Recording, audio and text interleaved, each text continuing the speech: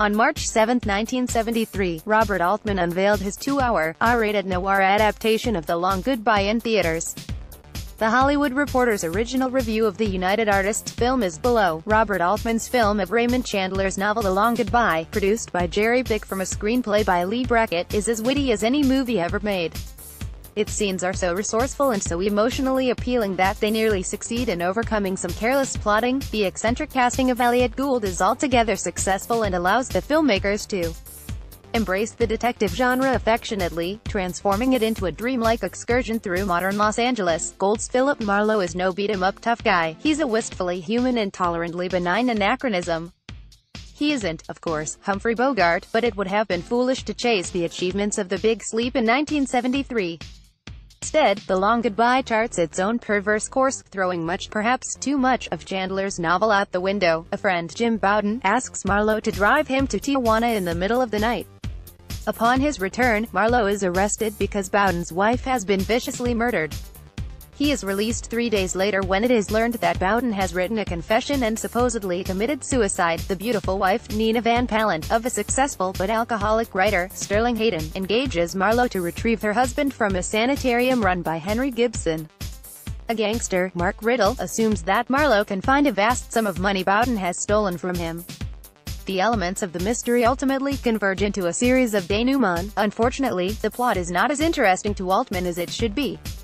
Perhaps his recklessness with story mechanics is the cost of creating the parade of remarkable scenes, as good as any ever made in the genre, and that includes The Big Sleep.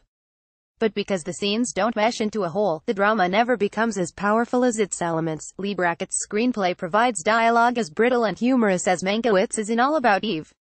Brackett's ear is inventive, oblique and frequently hilarious. Coupled with Altman's flair for improvisation, Brackett's work gives The Long Goodbye humanity and reality. Altman's style has the finesse and control of a true filmmaker. His movies look and feel like no one else's. He stages his scenes with a fluid, probing camera that relentlessly, but affectionately, unmasks his characters as they try to maintain their shaky identities. There isn't a mediocre performance in the movie, and Altman turns The Long Goodbye over to his inspired performers. Gould has never been more relaxed or likable. His essential innocence is unusual for the Marlowe character but engages the audience and allows Altman to comment subtly on corruption. Nina Van Pallant's screen debut reveals her to be a ravishing, mature beauty with charm and elegance. She's one of the villains, and what's disturbing about the movie is that she is presented as a totally sympathetic, if inaccessible, character. Sterling Hayden's flamboyant performance is probably a great one. It has the ache of writer's block and alcoholism to it. Mark Riddle's hoodlum czar is something new in movies, a nouveau riche gangster, a hilarious piece of social portraiture. Henry Gibson is sinister as a creepy doctor whose function in the story gets lost along the way. David Arkin, as a fledgling mobster, is extremely funny. Jim Bowden is properly arrogant as Marlowe's playboy friend. Warren Berlinger, Joanne Brody, Ken Sansom and Steve Coyd are all excellent in smaller parts. Technically, the movie is consistently remarkable. There isn't a lazy shot in it. Filmosh Z. Sigmund's Rococo photography is hypnotic and less mannered than it has been in previous Altman movies. Lou Lombardo's film editing is generous to the actors and builds scenes carefully for feeling and atmosphere. There is no credit for production design. The selection of locations is unusually fresh.